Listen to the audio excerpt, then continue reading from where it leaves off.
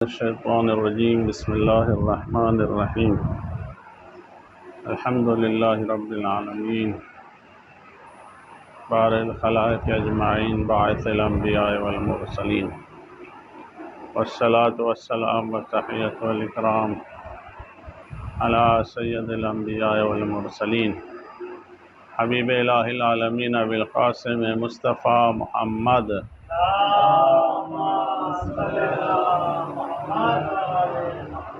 وأهل بيته الطيبين الطاهرين المعصومين المظلومين ولعنة الله على أعدائهم أجمعين رب اشرح لي صدري ويسر لي أمري واحلل عقدة من لساني يفقهوا قولي رب أدخلني مدخل صدق وأخرجني مخرج صدق واجعل لي من لدنك سلطانا نصيرا أما بعد فقد قال الله الحكيم في كتابه الكريم بسم الله الرحمن الرحيم ولا تركنوا إلى الذين ظلموا فتمسكم النار وما لكم من دون الله من أولياء ثم لا تنصرون. درود پڑھ پر محمد اور آل محمد.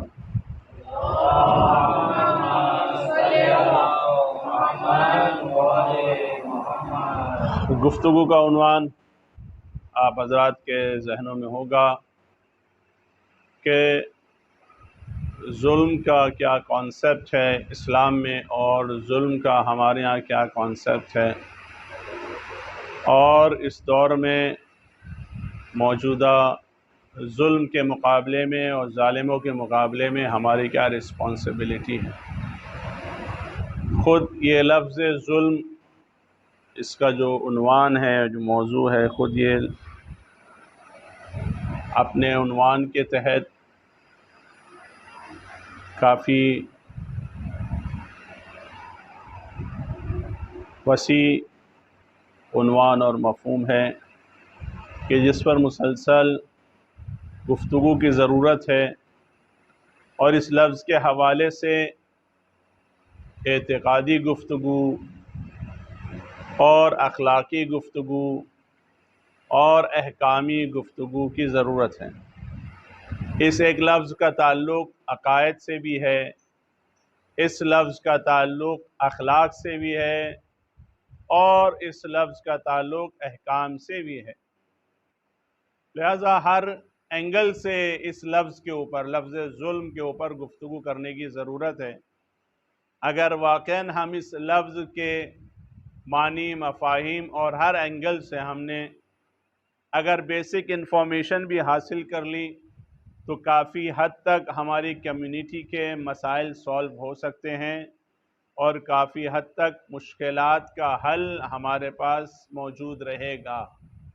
ایسا نہیں ہے کہ مشکلات نہیں آئیں گی، پرابلمز ہی ختم ہو جائیں گی. نہیں، یہ پاسبل نہیں ہے کہ پرابلمز ختم ہو جائیں اور کبھی پرابلمز نہ ہو. نہیں، پرابلمز، مشکلات آنا مشکل نہیں ہے، مشکلات کا حل نہ ہونا یہ مشکل ہے.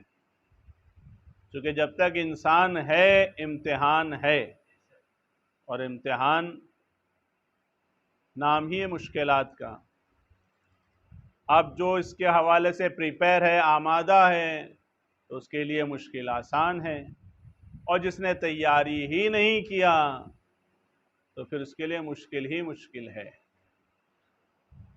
لہذا عزیزان گرامی، آپ نے خود اندازہ کیا کہ 4 دن کی اس مختصر سی نشست میں ابھی تو ہم لوگوں نے صرف 3 لفظ کو ٹچ کیا تھا ظلم سے ریلیٹڈ.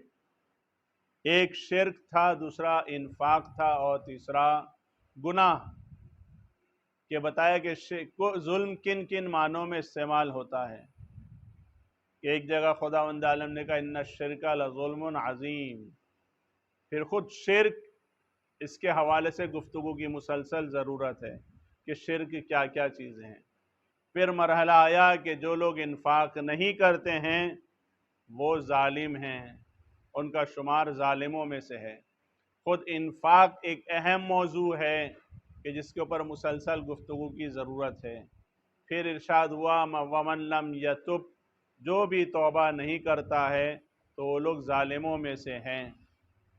تو لہٰذا خود توبہ اور گناہ یہ خود اپنی جگہ ایک اہم موضوع ہے کہ جس کے اوپر مسلسل گفتگو کی ضرورت ہے، تاکہ واقعاً ایک چیپٹر کسی حد تک ہم کہہ سکتے ہیں کہ ہاں اس ٹاپک کے حوالے سے، اس سبجیکٹ کے حوالے سے، اس ورڈ کے حوالے سے ہمیں کسی حد تک کچھ معلومات ہیں، انفارمیشن ہے۔ نہ یہ کہ ظلم کے لفظ کی طرح کہ جب بھی ہمارے درمیان لفظ ظلم آتا ہے تو ایک ہی کانسیپٹ آتا ہے کہ ظلم یعنی مارنا، ظلم یعنی کاٹنا، ظلم یعنی قتل کرنا، ظلم یعنی جو افغانستان میں ہو رہا ہے، ظلم یعنی جو یمن میں ہو رہا ہے، ظلم یعنی جو پیلسٹائن میں ہو رہا ہے، ظلم یعنی جو کشمیر میں ہو رہا ہے، یا آج کل ظلم یعنی جو دہلی میں ہو رہا ہے، یو پی میں ہو رہا ہے، مدھیہ پردیش میں ہو رہا ہے، جبکہ بہت سے ایسے ظلم ہو رہے ہیں کہ جس کا تعلق خود انسان سے ہے۔ خود یہاں پر بھی ظلم ہو رہا ہے، ہم میں سے ہر انسان جانے انجانے ظلم کا شکار ہے اور جانے انجانے ظالم بنا ہوا ہے۔ لہذا ضرورت اس بات کی ہے کہ ہم ان چیزوں کو سمجھنے کی کوشش کریں کہ جو عمل ہمیں ظلم کی طرف لے جاتا ہے، نہ کہ مارنے کی طرف، نہ کہ کاٹنے کی طرف، ان کے لیے الگ الگ لفظ بھی موجود ہے۔ ظلم کے ساتھ ساتھ قتل کرنا، قتل خود ایک لفظ ہے مار ڈالنے کے لیے، جس کا شمار ظلم میں ہے۔ مارنے کے لیے، مار پیٹ کے لیے ضرب و شتم لفظ موجود ہے کہ جس کا تعلق ظلم سے ہے۔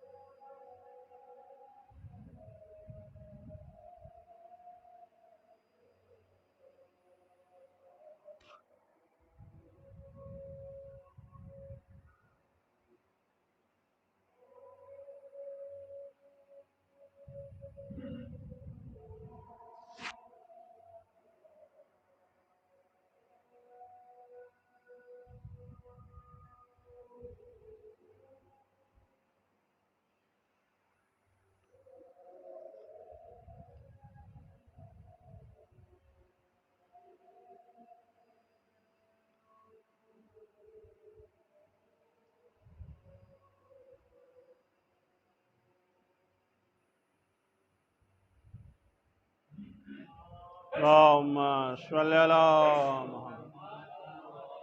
محمد۔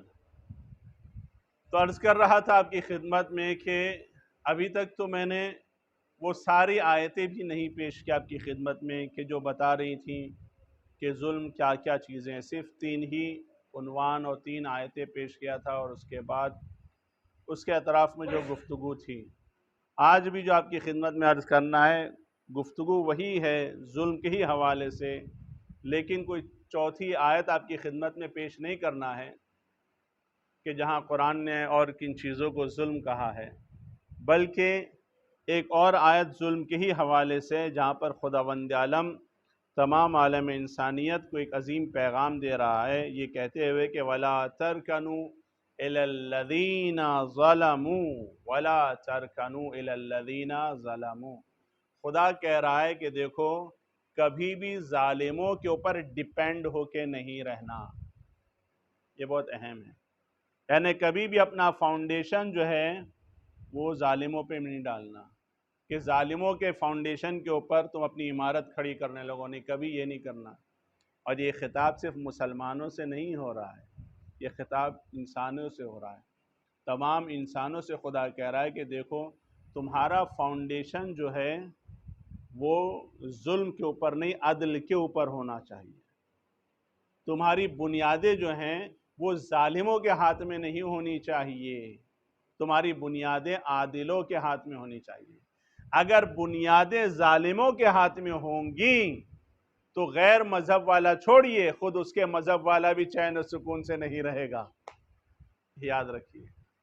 اس کی کھلی ہوئی مثال آج آپ کے سامنے ہے کہ چونکہ بنیادیں ظالموں کے ہاتھ میں ہیں تو پھر یہ نہیں دیکھ رہے ہیں کہ نقصان کس کا ہو رہا ہے، وہ بس یہ دیکھ رہے ہیں کہ ادیوگ پتیوں کا فائدہ ہونا چاہیے، باقی چاہے کوئی بھی ہو، جس دھرم کے نام پر ہم اقتدار پر آئے تھے خود اس دھرم کی بھی بربادی ہو رہی ہے، دھجی اڑ رہی ہے، تو ہم سے کوئی لینا دینا نہیں، جو ہمارے ادیوگ پتی ہیں ان کا نقصان نہیں ہونا چاہیے۔ عزیزان گرامی، یہ ہے کہ جب ظلم کی بنیادوں کے اوپر اگر عمارت ٹکی رہے گی تو ہر چیز برباد ہو جائے گی، وہ چاہے کوئی بھی ہو۔ خدا کہہ رہا ہے دیکھو کبھی بھی رکن نہیں بنانا، رکن ترکنو، رکن کے ورڈ سے، رکن یعنی پلر، رکن یعنی فاؤنڈیشن، ستون، کہ کبھی بھی جو ہے ظالموں کے اوپر اپنی بنیادیں نہیں رکھنا۔ اور اس کے بعد کہہ رہا ہے خدا، اور جنہوں نے ظلم کیا ان پر تکیہ، ان پر ڈیپینڈ ہو کے نہیں رہنا۔ کیوں نہیں رہیں؟ کیا ہوگا؟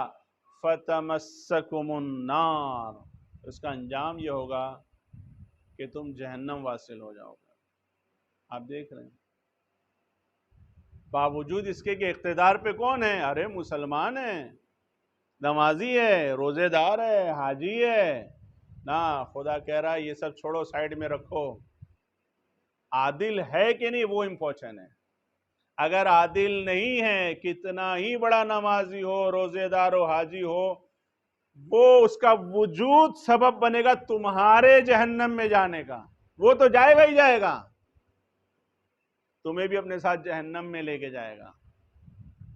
اور یہ ظلم جو بات ہو رہی ہے، یہ ظلم پھر وہی عرض کر رہا ہوں میں، مار پیٹ والی بات نہیں ہو رہی ہے، قتل و غارت گیری والی بات نہیں ہو رہی ہے، ہر وہ ایکشن کہ جس کا شمار ظلم میں ہوتا ہے، ایسے کے ہاتھ میں اپنا اقتدار نہیں دینا ہے۔ ہر وہ موومنٹ، ہر وہ تحریک، ہر وہ ایکٹیویٹیز کہ جس کی وجہ سے انسان ظالم ہو گیا، خوب تمہیں ایسے کے حوالے نہیں دینا ہے، اقتدار ایسے کے حوالے نہیں کرنا ہے، نظام ایسے کے حوالے نہیں کرنا ہے، مسجد ایسے کے حوالے نہیں کرنا ہے، امام بارگاہیں ایسے کے حوالے نہیں کرنا ہے کہ جو ظالم ہیں، کہ جو بنیادیں ظلم کے اوپر ہیں۔ عرض کیا تھا گناہ ظلم ہے، کیا شراب پینا ظلم نہیں ہے؟ پھر تو کیوں امام بارگاہیں ایسے ظالموں کے حوالے کیے ہیں؟ حسینی لوگ، عزادار لوگ، بعد میں کہتے ہیں حسینی ہیں۔ کیا زنا ظلم نہیں ہے، گناہ نہیں ہے؟ خوب گناہ ہے تو ظلم ہے، تو کیوں ظالموں کو ٹرسٹی بنا کے رکھا ہے لوگوں نے؟ کیا سود خوری گناہ نہیں ہے، ظلم نہیں ہے، تو پھر کیوں؟ کیا جھوٹ اور تہمت لگانا، جھوٹ بولنا، تہمت لگانا گناہ نہیں ہے، ظلم نہیں ہے، تو کیوں ایسوں کو اقتدار پہ لانے کے لیے لوگ کوشش کرتے ہیں؟ ارے یہ تو بڑے اچھے لوگ ہیں، نمازی ہیں، ہمارے بچوں کو دیندار بنا رہے ہیں، بندے خدا جھوٹ کا سہارا لیتے ہیں اپنے عیبوں کو چھپانے کے لیے، تہمت کا سہارا لیتے ہیں اپنے عیبوں کو چھپانے کے لیے. یہ ظالم ہیں. کیوں ان کے لیے تم راہوں کو ہموار کر رہے ہو؟ کیوں ان کے خلاف نہیں بولتے ہو؟ وہ قوم جو اپنوں کے خلاف بولنے کی قدرت نہیں رکھتی ہے، خدا شاہد ہے یزید کے خلاف بولنے کی کبھی وہ قدرت نہیں رکھ سکتی. یہ یاد رکھیں، جو قوم خود اپنوں کے خلاف نہیں بولتی قدرت رکھتی ہے، اپنوں کے خلاف بولنے کی طاقت نہیں رکھتی ہے، تو وہ یزید کے خلاف کیا بولتی؟ وہ ابن زیاد کے خلاف کیا بولتی؟ وہ عمر سعد کے خلاف کیا بولے گی؟ اندازہ کر رہے ہیں آپ نتیجہ کیا ہوگا؟ وہ تو پوری قوم کو چاہے گا کہ ابن زیاد کی گود میں لے آ کے بٹھا دے. جیسے آج لوگ لگے ہوئے ہیں، مصروف ہیں، ہر آدمی چاہ رہا ہے کہ قوم میری پارٹی کی گود میں آ کے بیٹھ جائے. نہ میں صرف بی جے پی کی بات کر رہا ہوں، میں نے تو عرض کیا آپ سے کہ میں تو ساری پارٹیوں کا مخالف ہوں، کوئی پارٹی مجھے نہیں پسند ہے. سمجھ میں آ گئی بات؟ ایک بھی پارٹی مجھے نہیں پسند ہے. مجھے صرف وہی پسند ہے کہ جو عدل سے کام لے. صاف بات، چاہے کافر کیوں نہ ہو، عدل سے کام لے رہا ہے منظور ہے. لیکن اگر مسلمان ہے اور ظلم سے کام لے رہا ہے منظور نہیں ہے. اور خدا کا قانون یہی ہے،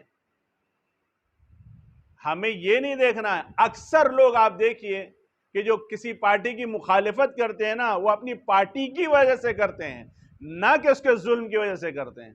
چونکہ ان کی پارٹی اقتدار میں نہیں ہے، لہذا اس کا ہر فیصلہ، اچھا فیصلہ بھی برا لگتا ہے، اچھے فیصلے کے بھی خلاف ہیں.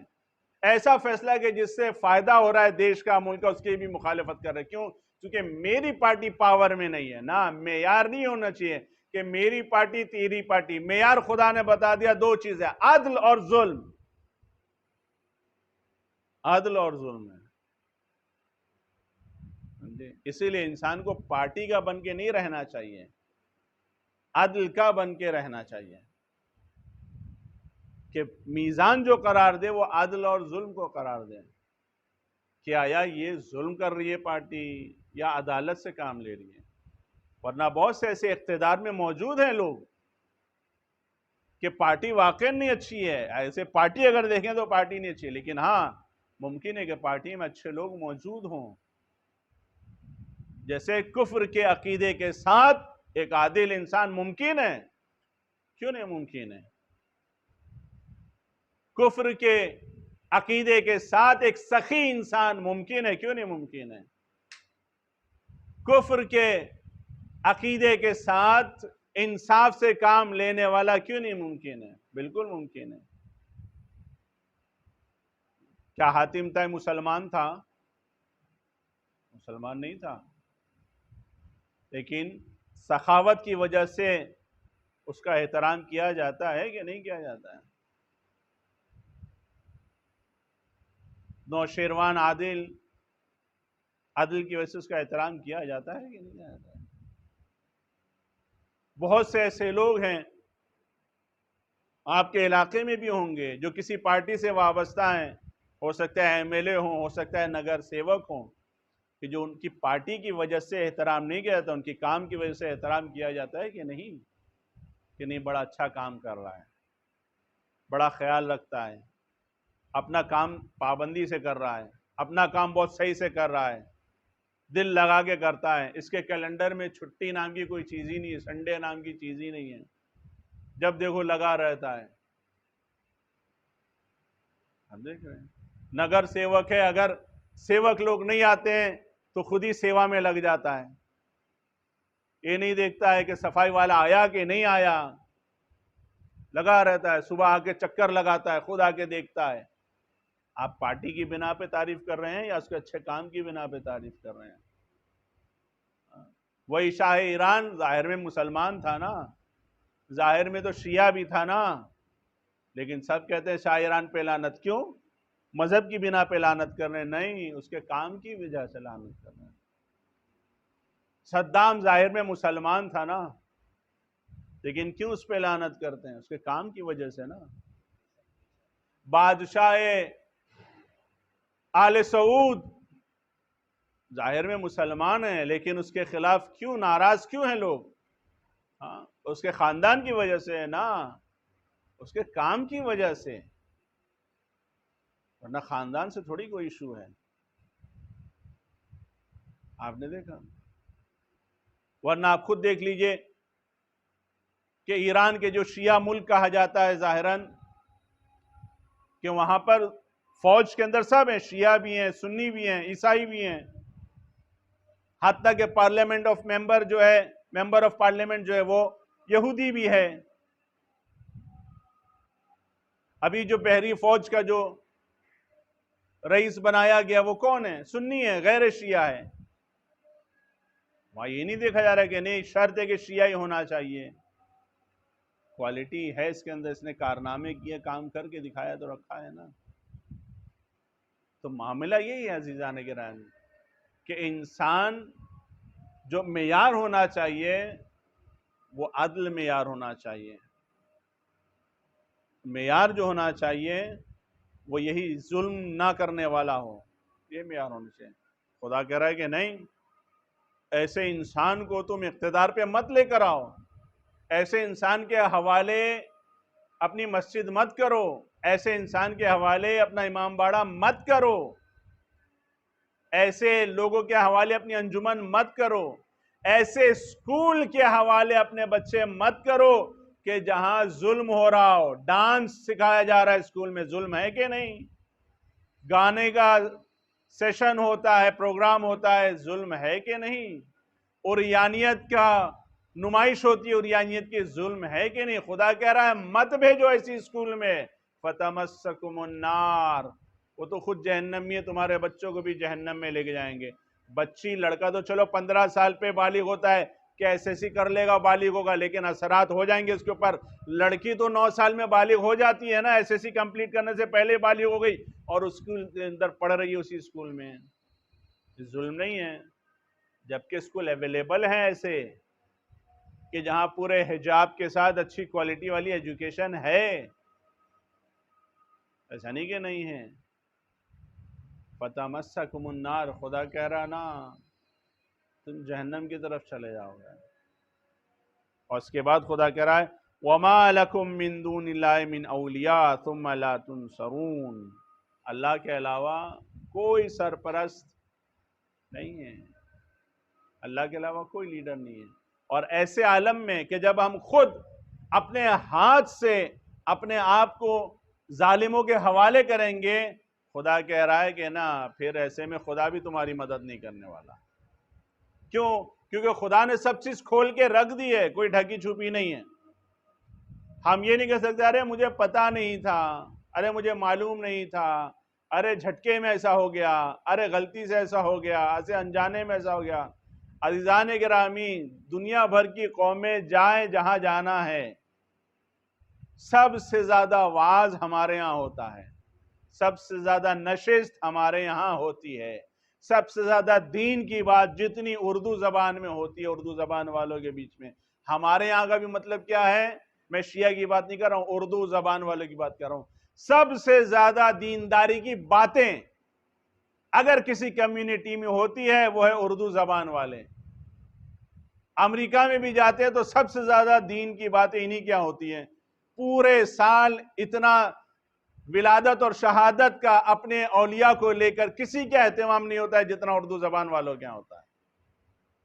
ایام ازا سب جگہ 40 میں ختم ہو جاتے ہیں، ماشاءاللہ اردو والوں کے یہاں 8 دن اور آگے بڑھ جاتے ہیں.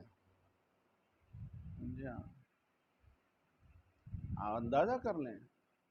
اسی طریقے سے اور اب تو ماشاءاللہ سے ہر امام کے لیے 10واں 30واں 40واں ہر امام کا سلسلہ شروع ہے.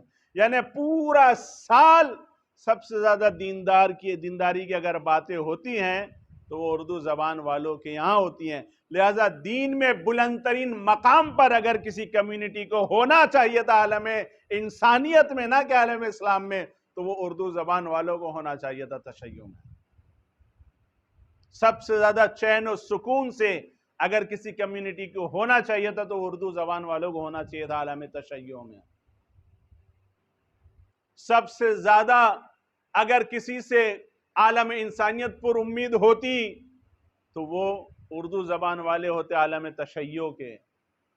لیکن آج آپ دیکھ لیجئے بعض علاقوں میں تو روز آنا، ایک علاقے میں گیا تھا، پتہ چلا کہ مولانا یہاں روز کم سے کم 3 سے 4 مجلسیں تو ہوتی ہی ہوتی ہیں، وہ بھی لاؤڈ اسپیکر کے اوپر 3 سے 4 مجلسیں ہوتی ہی ہوتی ہیں۔ تو آپ سوچ لیے، آپ 3 مجلس بھی ایک دن لے لیں تو 365 دن آپ کر لیجئے، کتنا ہو گیا، کتنی مجلس ہوگی؟ پھر یہ 3 مجلسیں تو نارمل عام دنوں کی، ماہ رمضان میں کتنی ہوتی ہوں گی، محرم اور سفر میں کتنی ہوں گی، پھر اس گاؤں کے لوگوں کا لیول کتنا بلند ہونا چاہیے۔ لیکن آپ جا کے دیکھ لیجئے، اس گاؤں کی گندگی جا کے آپ دیکھ لیجئے، اس گاؤں کے اندر ذات اونچی نیچی ذات کا جھگڑا آپ جا کے دیکھ لیجئے، اس گاؤں کے اندر علاقے کا جھگڑا آپ جا کے دیکھ لیجئے، اس گاؤں کے اندر سید غیر سید کی جو نفرتیں آپ جا کے دیکھ لیجئے۔ آپ دیکھ رہے ہیں یہ حال ہے، کیوں آخر کیا وجہ ہے؟ غور کر رہے ہیں عزیزان کرام؟ یہ تقریریں انسان کو ایکٹیو رکھنے کے لیے ہیں، ورنہ ان تقریروں سے کچھ نہیں ہوتا ہے، کچھ بھی نہیں ہوتا۔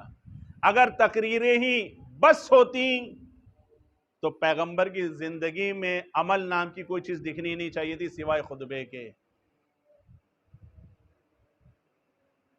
اگر انسان کی سعادت مندی، سکون، چین، آرام، اس کے لیے صرف خطبے کافی ہیں تو امام علی کی زندگی میں بھی خطبے کے علاوہ پریکٹیکل لائف میں کچھ نہیں دکھنا چاہیے تھا۔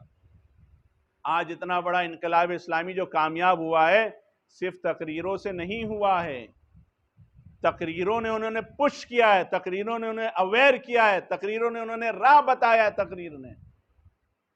لیکن چلا کون؟ جب تک آپ چلنے کے لیے تیار نہ ہو، اگر امت چلنے کے لیے تیار نہ ہو تو علی جیسا انسان بھی خطبہ دیتا رہے، لوگوں پہ کوئی اثر نہیں ہوتا۔ لیکن اگر امت چلنے کے لیے تیار ہو جائے تو خمینی جیسا انسان بھی اگر آ جائے درمیان میں تو 2000 سال کی سلطنت کو ہلا کے رکھ دیتے ہیں لوگ۔ سمجھے آپ؟ چلنا اتنا امپورٹنٹ ہے، چلنا امپورٹنٹ ہے، سمجھے آپ؟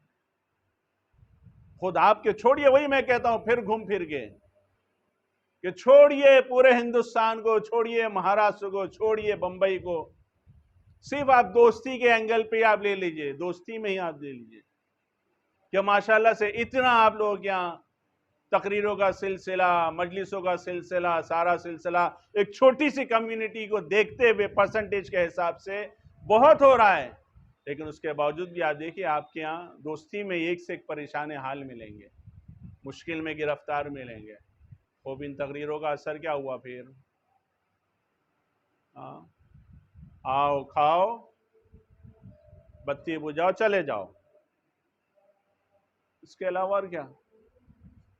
کچھ بھی نہیں۔ پریکٹیکل کہاں دکھائی دے رہا ہے؟ عمل میں کہاں دکھائی دے رہا ہے؟ یعنی ایسے ہونا چاہیے کہ آدمی اگر بامبے میں چھوڑیے ممبئی میں بھی تلاش کرنا جائے کہ سکون، پرسکون ترین ہماری کمیونٹی کون ہے، کون لوگ ہیں، تو فوراً آدمی بولے دوستی والے ہیں، فوراً آدمی کو کہنا چاہیے بہمن والے ہیں، فوراً آدمی کو کہنا چاہیے سہانا والے ہیں، کہ نہ وہاں کوئی جھگڑا ہوتا ہے، نہ لڑائی ہوتی ہے، نہ کینہ ہے، نہ حسد ہے، نہ عداوت ہے، نہ نفرت ہے، نہ جلن ہے، نہ بغض ہے، امن ہی امن ہے، سب ایک دوسرے کی مدد کے لیے کھڑے رہتے ہیں، کوئی پریشان حال نہیں، کوئی جاہل نہیں، کوئی ان پڑھ گوار نہیں، کوئی بے روزگار نہیں، حتیٰ کہ یہاں نوکر بھی نہیں، جس کو دیکھو بزنس مین ہے۔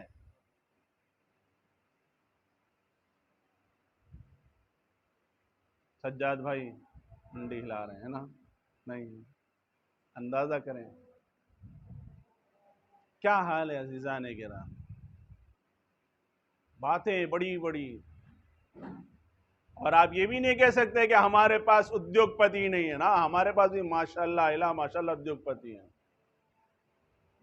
ہاں، لیکن ادیوگ پتی بھی کیا ہے، ادارے بچانے میں لگے، وہی بات ہو رہی تھی، آدمی لگا ہوا ہے کچھ نہیں بھائی، اپنے ادارے کو بچانا ہے، اب چھوڑو دین کی تبلیغ، چھوڑو دین کی باتیں، وہ تو ہوتی رہیں گی، اتنے سارے ہم نے چھوڑ دیے ہیں ایٹم بم کہ ہر لڑکا اپنی جگہ ایک بم سے کم نہیں ہے، کام کر رہا ہے سب اپنا. ابھی ہمارا کام کیا؟ ادارہ بچانا اپنے کو بس. جبکہ پتہ ہے، یقین ہے کہ ہم غلط ہیں، ہم جو بول رہے ہیں غلط ہیں، ظاہر ہو چکا ہے کہ ہم غلط کام کر رہے ہیں، غلط ٹریک پہ چل رہے ہیں. سمجھے؟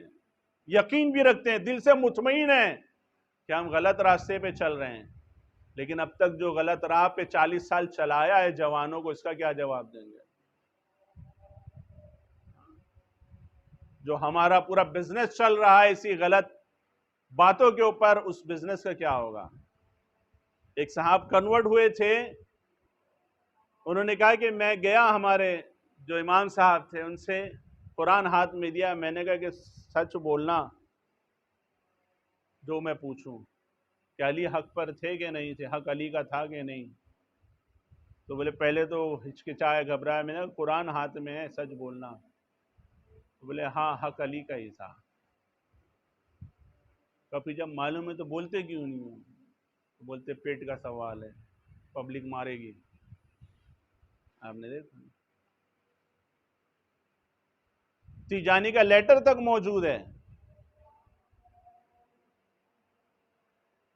تیونس کے جو ہیں، کہ انہوں نے ہندوستان کے علماء کو لکھا تھا، کہا ان سے کہ تم سب جانتے ہو کہ حق کیا ہے، سچائی کیا ہے، حق کس کے ساتھ ہے، مگر کیوں نہیں بولتے ہو؟ ایک خوف کی وجہ سے، سمجھے، اور دوسرے پیٹ کی وجہ سے. ایسی ہمارے درمیان بھی لوگ ہیں، جان گئے کہ حق کیا، حقیقت کیا ہے، لیکن اس کے بعد بھی یوسوس فی صدور الناس من الجنۃ والناس. آپ دیکھیں خداوند عالم کیا کہہ رہا ہے، کبھی بھی تم ظلم کی بنیادوں کے اوپر اپنی عمارت کھڑی مت کرنا. یعنی کیا؟ یعنی ظلم کے مقابلے میں رہنا، ظالم کے مقابلے میں رہنا. نہ یہ کہ 1400 سال پرانے ظالم، نہ 1400 سال پرانے سے لے کر آج تک جو بھی ظالم ہے اس کے مقابلے میں رہو. وہ چاہے گنہگار ظالم ہے، وہ چاہے مشرک ظالم ہے، وہ چاہے انفاق نہ کرنے والا ظالم ہے، وہ جو بھی ہو، اور وہ چاہے قتل و غارت گیری کرنے والا ظالم ہے، اس کے مقابل میں تم کو رہنا ہے، اس کے مقابل میں رہنا ہے. لیکن آپ دیکھ لیجئے کیا اثر ہو رہا ہے، لوگوں پہ ہو رہا ہے. جب انہوں نے دیکھا کہ ان کی روٹی نہیں سیک رہی ہے تو کیا کہنا شروع کیا؟ ارے یہ سب تو دشمن اہل بیت ہیں، ان کے لیے کیا ضرورت کھڑے ہونے کی؟ آپ دیکھیں چالو ہو گیا ابھی، جیسے یوم قدس کا سلسلہ شروع ہوا، پوسٹر آنا چالو ہوئے، شروع ہو گیا سلسلہ. یوسوس فی صدور الناس من الجنۃ والناس. قدس والوں کے لیے ہمیں کیوں کہنا چاہیے، ہمیں کیوں ان کی حمایت کرنا چاہیے، ہم سے کیا لینا دینا؟ وہاں پر مومنین تھوڑی رہتے ہیں. بندے خدا، اب آپ اندازہ کیجئے کہ ان کی بنیادیں کتنی کھوکھلی ہیں. کہ انہیں یہ تو نظر آ رہا ہے کہ وہاں پہ کوئی شیعہ تھوڑی رہتا ہے، اہل بیت والا تھوڑی رہتا ہے، وہ بات کی بات ہے. کیا تمہیں یہ بھی نہیں دکھ رہا ہے کہ وہاں قبلہ اول ہے؟ کیا قبلہ اول سے کوئی تعلق نہیں ہے شیعوں کا؟ صرف اس بنا پہ کہ وہاں پر غیر شیعہ کی نمازیں ہوں گی. آگے آپ جائیے، کئی نبیوں کی قبریں ہیں فلسطین کے اندر، قدس میں. کیا تمہارا ان قبروں سے بھی کوئی تعلق نہیں ہے؟ عزیزان گرامی، جتنا دفاع جناب زینب کے روضے کے لیے ہمارے اوپر فرض ہے، اتنا ہی دفاع 1,24,000 انبیاء میں سے ہر نبی کی قبر کے لیے دفاع ضروری ہے. آپ بولو کیا بولو گے؟ اس سے بڑھ کر تقلید کس کی کرتے ہو؟ کمالے کے تقلید بھی کرتے ہیں، آغا سیستانی کی تقلید کرتے ہیں، کوئی آغا وحید خراسانی کی کرتا ہے، کوئی آغا مکارم شیرازی صاحب کی کرتا ہے. ظاہر میں تقلید بھی کرتے ہیں اور اپنے مرجع کے خلاف ہی بھڑکا رہے ہیں بچوں کو، نوجوانوں کو. یوسوس فی صدور الناس من الجنۃ والناس. کیا سیستانی صاحب نے کوئی فتویٰ دیا ہے کہ خبردار فلسطینیوں کی حمایت میں کھڑے مت ہونا، فلسطینیوں کا دفاع نہیں کرنا؟ دیا کوئی؟ کیوں دیکھ سے زیادہ چمچ گرم؟ تم کس کی تقلید کرتے ہو؟ آغا سیستانی کی یا اس بے سرپیر انسان کی؟ اب آغا سیستانی کی تقلید کرتے ہو تو تمہیں آغا سیستانی کی سننا ہے، حتیٰ کہ جس کے پیچھے نماز پڑھ رہے ہو اگر وہ بھی کوئی ایسا فتویٰ بتا رہا ہے، ایسی بات بتا رہا ہے جو آغا سیستانی صاحب کے فتوے کے خلاف ہے، مرجع کے فتوے کے خلاف ہے، تمہیں اس پیش نماز کی نہیں سننا ہے، چھجائے کہ یہ بے سر پیر کا آدمی ہے۔ آپ اندازہ کیجئے کیا حال ہو گیا ہے، کہاں لا کے کھڑا کر دیا۔ لیکن لوگوں کے اندر شعور نام کی چیز نہیں ہے۔ پیغمبر کیا فرماتے ہیں؟ من اخذ للمظلوم من الظالم کانا معیا فی الجنت تصاحبا۔ اندازہ کریں آپ، پیغمبر کیا فرما رہے ہیں کہ جو مظلوم کو ظالم سے بچا لے، جو مظلوم کو، یہ نہیں فرما رہے ہیں جو شیعہ مظلوم کو، یہ نہیں فرما رہے ہیں جو مومن مظلوم کو، فرما رہے ہیں جو مظلوم کو ظالم سے بچا لے۔ اگر ایک ہندو کیوں نہ ہو، اس کے اوپر ظلم ہو رہا ہے، وہ مظلوم ہے، اور اگر کسی نے اس مظلوم ہندو کو بچا لیا، پیغمبر فرماتے ہیں یہ انسان جس نے مظلوم کو بچایا ظالم سے، یہ جنت میں میرے ساتھ رہے گا، یہ جنت میں میرے ساتھ رہے گا۔ یا رسول اللہ وہ تو ہندو تھا، یا رسول اللہ وہ تو سکھ مظلوم تھا، یا رسول اللہ وہ تو یہودی مظلوم تھا، یا رسول اللہ وہ تو عیسائی مظلوم تھا۔ بہانے بازی نہیں چلیں گی۔ پیغمبر نے کہا یہ مت دیکھو اس کا مذہب کیا ہے، اگر مظلوم ہے تو چاہے کہ یہودی کیوں نہ ہو، ایک ہندو کیوں نہ ہو، تمہیں اسے بچانا ہے۔ اگر مظلوم ہے تو چاہے کہ RSS کا بندہ کیوں نہ ہو، اگر مظلوم ہے تو تمہیں اسے بچانا ہے۔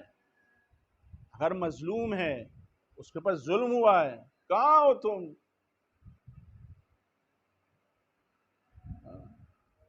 دین کو مذاق بنا لیا ان لوگوں نے، آگا مذاق۔ آپ پڑھیں امام علی کی حدیثیں، اس یہودی عورت کی پاس زیب کے لیے کیا فرمایا تھا امام نے کہ علی کے لیے اس سے بڑھ کے تکلیف نہیں ہے، اس سے بڑا درد نہیں ہے کہ علی کی حکومت میں ایک یہودی عورت کے پیر سے پازیب چھین لی جائے اور اسے انصاف نہ ملے۔ آپ دیکھ رہے ہیں، اور یہ لوگ شیعوں کو تنہا کرنے میں لگے ہوئے ہیں۔ اس کے بعد آپ آئیے آگے دیکھیے، اتقوا دعوت المظلوم، اور واضح کرتا ہوں حدیث کو، اتقوا دعوت المظلوم، مظلوم کی بد دعا سے بچو، مظلوم کی بد دعا سے بچو، مظلوم کی آہ سے بچو، وَإِن كَانَ كَافِرًا، چاہے وہ مظلوم کافر کیوں نہ ہو۔ لیجیے اب بولیے، اب آپ بولیے۔ اس حدیث میں تو آپ کریں گے نا توجیہ، من اخذ للمظلوم من الظالم، ارے نہیں، یہاں پہ بھی پیغمبر نے مراد، پیغمبر کی جو ہے وہ مومنین ہیں، اب تو مراد پیغمبر نے ظاہر کر دی کہ اتقوا دعوت المظلوم وَإِن كَانَ كَافِرًا فَإِنَّ لَيْسَ دُونَهَا حِجَابٌ، ایک مظلوم کی آہ سے بچو چاہے وہ کافر ہی کیوں نہ ہو۔ کیوں؟ اس لیے کہ اس کے اور خدا کے درمیان کوئی حجاب نہیں ہے۔ اندازہ کریں آپ، ایک کافر کے لیے پیغمبر فرما رہے ہیں کہ اس کے اور خدا کے درمیان اگر مظلوم ہے وہ کافر تو کوئی حجاب نہیں ہے۔ خدا اپنے دشمن کو یہ نہیں دیکھ رہا ہے کہ میرا دشمن ہے، یہ دیکھ رہا ہے کہ مظلوم ہے نا، میں اس مظلوم کا ساتھ دوں گا چاہے میرا دشمن کیوں نہ ہے۔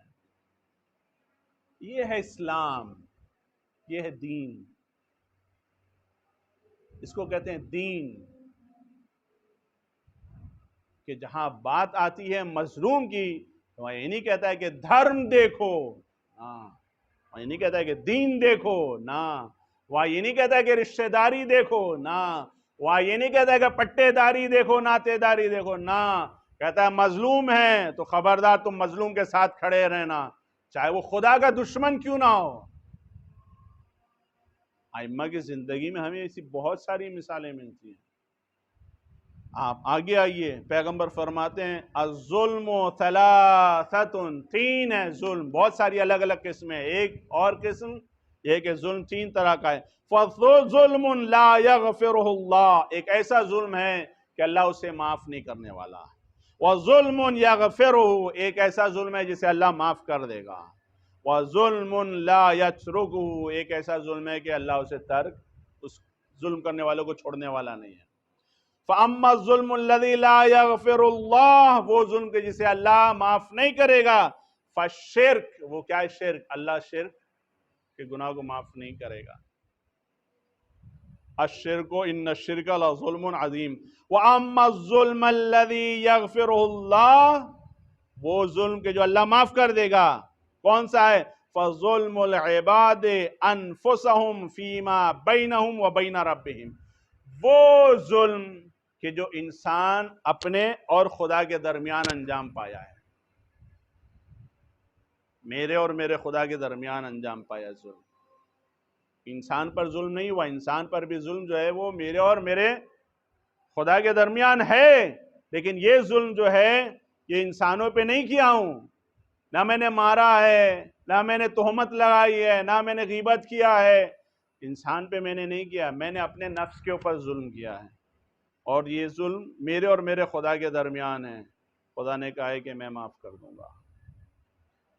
لیکن وَأَمَّا الظُّلْمُ الَّذِي لَا يَتْرُكُهُ اللَّهُ، لیکن وہ ظلم جسے اللہ نہیں چھوڑنے والا، اس کو سزا مواخذہ کرے گا اس کا، کیا ہے؟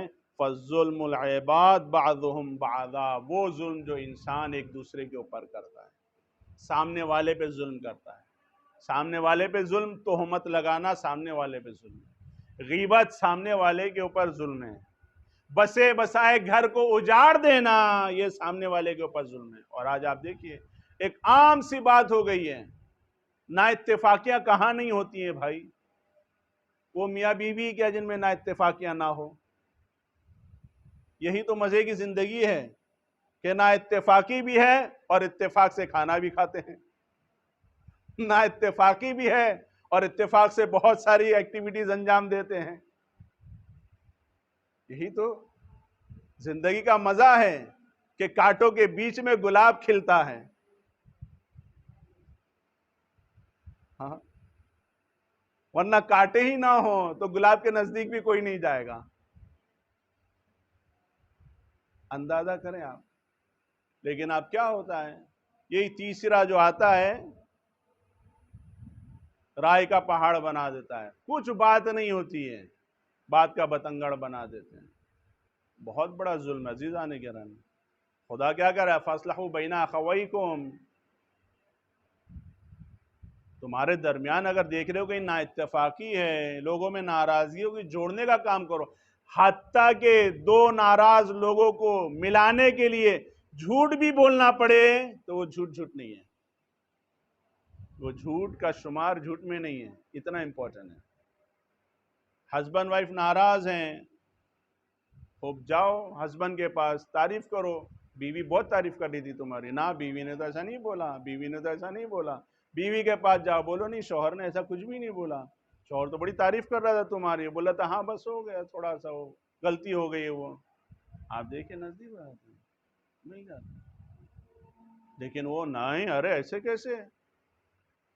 عزیزان گرامی، اسی لیے واقعاً ہمارے یہاں بہت اہم ذمہ داری ہیں، بہت سی چیزیں ہمارے یہاں بالکل نہیں ہیں جو ہونی چاہیے، جیسے کاؤنسلنگ ہونی چاہیے، جب بھی ایسے معاملہ ہو علماء کے درمیان بیٹھنے چاہیے، جب بھی ایسا معاملہ ہو تو انسان کو یہ نہیں دیکھنا چاہیے کہ میرا رشتہ دار کون ہے، لڑکی میرے طرف سے ہے رشتہ داروں میں سے یا لڑکا میرے رشتہ داروں میں سے، پھر رشتہ دار کا ساتھ دے، نہ، ظلم ہے یہ۔ انسان کو یہاں رشتہ داری، پٹے داری، دوستی یاری نہیں نبھانا ہے، حق کیا ہے اس کا فیصلہ دینا ہے۔ اسی لیے آپ دیکھیں نہج البلاغہ میں ایک مقام پر امام کیا فرماتے ہیں، اپنے گورنر سے کہتے ہیں کہ قاضی کو اتنا دے دو کہ پھر اسے رشوت لینے کی ضرورت ہی نہ پڑے۔ اتنا امپورٹنٹ ہے عزیزان کرام فیصلے کے عہدے پہ مسند پہ بیٹھنا. کہ انسان جب فیصلے کی قضاوت کے مسند پہ بیٹھے تو پھر اسے کچھ بھی نہیں دیکھنا ہے. پھر بھلے تعلقات بگڑ جائیں، ناراضگیاں ہو جائیں، کچھ بھی ہو جائیں، پہلے مرحلے میں کوشش یہ کرنا ہے کہ نہیں، انہیں جوڑ کے رکھیں.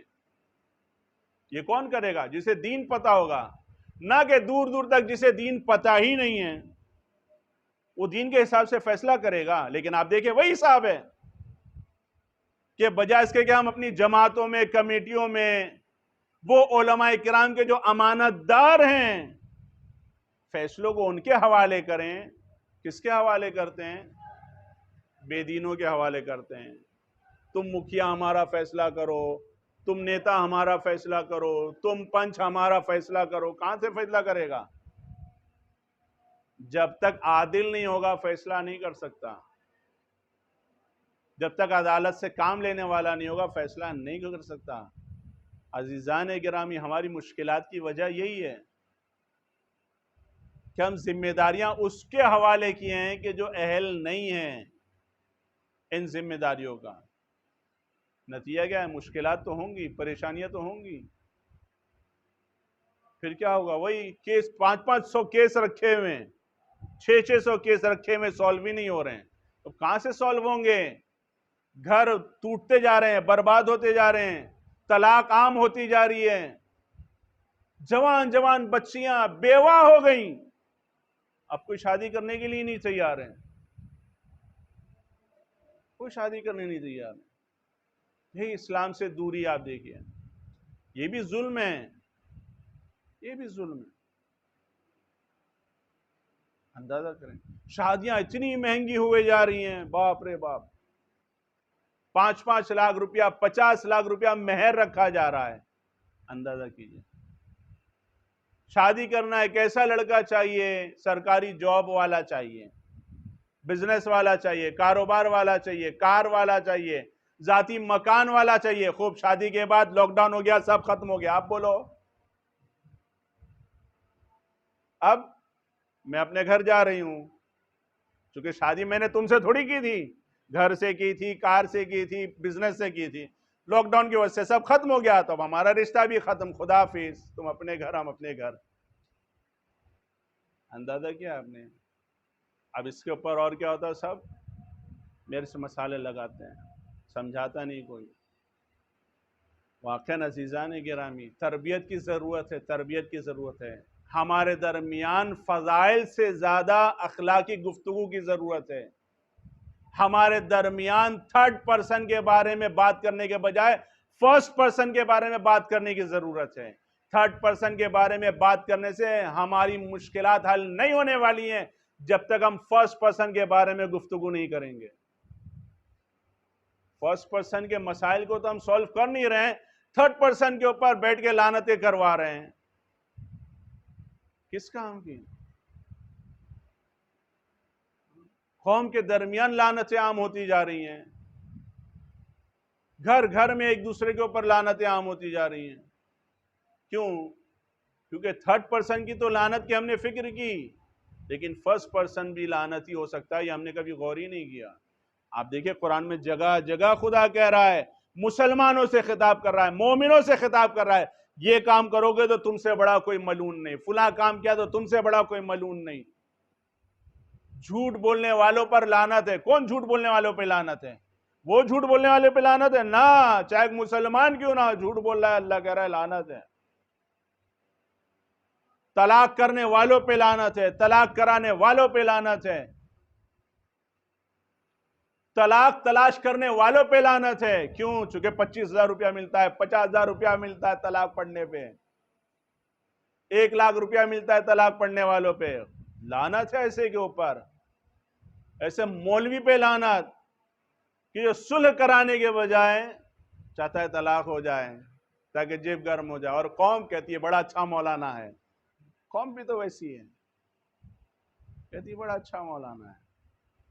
اس کے پاس نہیں جائیں گی کہ جو صلح کرائے گا، جو پورا زور دے گا صلح کرانے کے، جو گھر میں بند کر کے بٹھا دے گا، بھوکا ماروں گا جب تک صلح کر کے نہیں نکلو گے.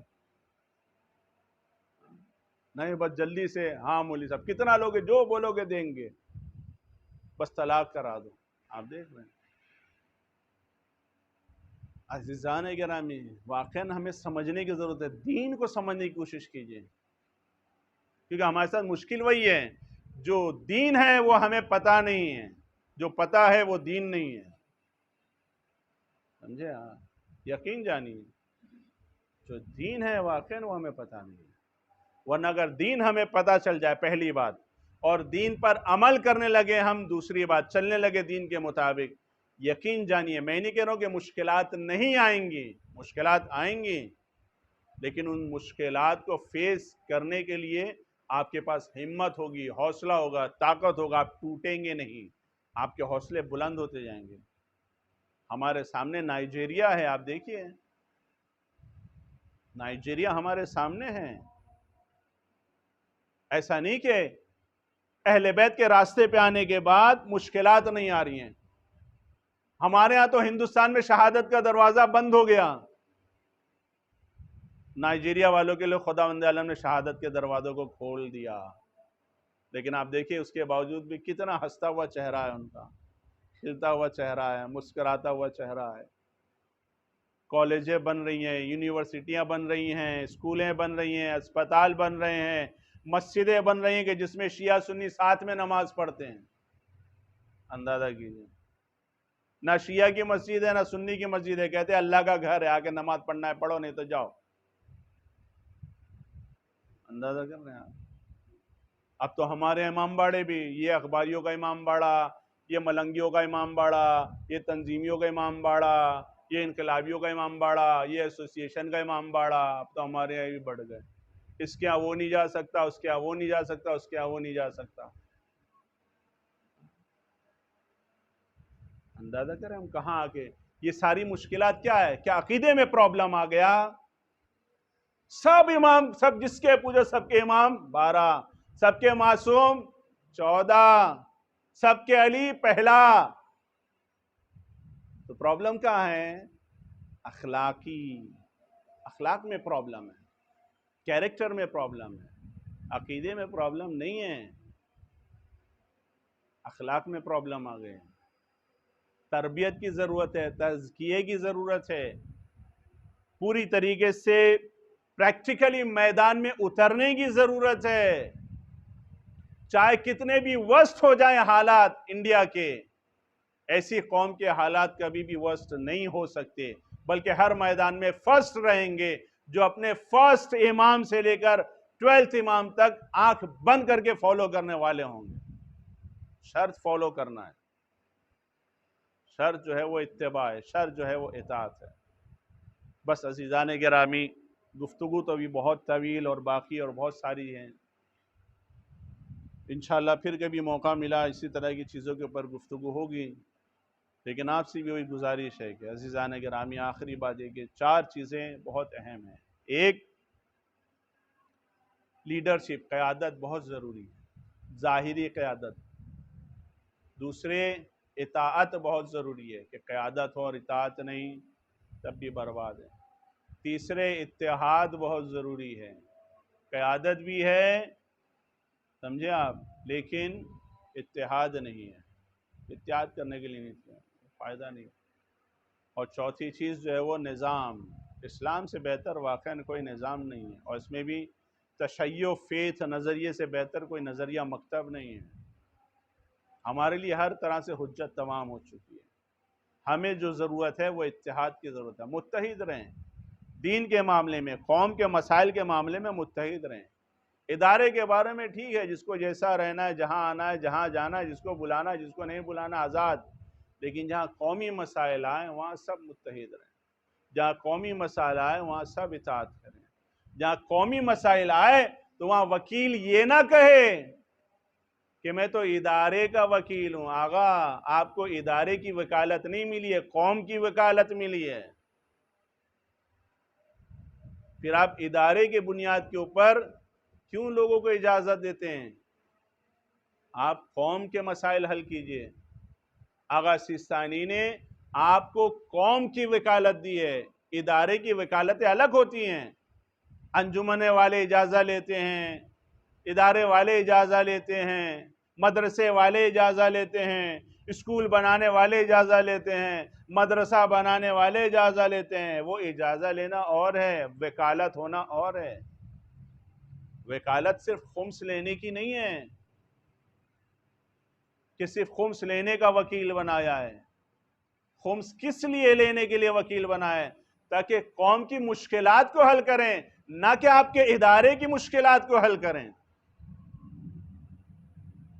لیکن آپ دیکھیں کیا ہو رہا ہے، آپ جائیے تائید کے لیے، اجازے کے لیے، پہلے یہ دیکھا جائے گا کہ ادارے کا ہے کہ نہیں، اچھا نہیں ہے چلو کوئی بات نہیں، حامی ہے کہ نہیں، اچھا چلو حامی نہیں کوئی بات نہیں، مخالف تو نہیں ہے نا۔ آپ دیکھ رہے ہیں، اتنا سب ہونے کے بعد پھر سوچا جائے گا کہ کیا کرنا ہے۔ قوم کہاں سے ترقی کرے گی عزیزان گرامی؟ اسی کو کہتے ہیں استحصال کرنا، اور ایسے استحصال سے پھر قوم بھی بے حال ہوتی ہے۔ اور پھر بات کریں گے منبر پہ آ کے تقوی کی۔ عزیزان گرامی، سب سے پہلے تقوی کی اسی کو ضرورت ہے۔ اگر یہ تقوی والا نہیں ہوگا تو قوم کو پھر تقوی کی نصیحت کرنے والے کا بھی کوئی حق نہیں ہوتا۔ عملاً پروف کریں، ہم زبان سے کہنے کی ضرورت ہی نہیں، عمل سے پروف کریں، عمل سے قوم کو با تقوی بنائیں، پریکٹیکلی قوم کے مسائل کو حل کرنے کے لیے میدان میں اتریں۔ خالی خطبے دینے سے کچھ نہیں ہوتا ہے کہ قوم ایسا کرو، قوم ویسا کرو، قوم یوں کرو، قوم خرچ کرو، قوم اس کو دو، قوم اس کو دو۔ ارے سرکار آپ بھی تو دیجئے، سب سے پہلے آپ بھی تو خرچ کیجئے پہلے۔ آپ سے ہی نہیں کہہ رہے ہیں کہ آپ اپنا گھر نہ بنائیے، قوم میں بھی جو پریشان حال ہیں ان کی بھی تو پریشانیاں حل کیجئے۔ آپ دیکھ نہیں پڑھی ہے، اور قوم بھی بیچاری مست، اور جنہیں پڑھی ہے تو قوم کو ان کی نہیں پڑھی ہے، قوم بھی تو ویسی ہے۔ پروردگار بحق محمد اور آل محمد امام کے ظہور میں تعجیل فرما، ان کے ظہور کو ہمارے لیے عافیت قرار دے، ہم کو ان کے اعوان و انصار میں شمار فرما، ہمارے مرحومین کی مغفرت فرما، ان کے درجات عالی فرما۔ پروردگار مسلمین عالم بالخصوص مومنین عالم کو اتحاد و اتفاق سے رہنے کی توفیق عنایت فرما۔ پروردگار بحق محمد اور آل محمد مقامات مقدسہ کی زیارت نصیب فرما، بالخصوص اربعین میں زیارت امام حسین علیہ السلام نصیب فرما۔ پروردگار مقامات مقدسہ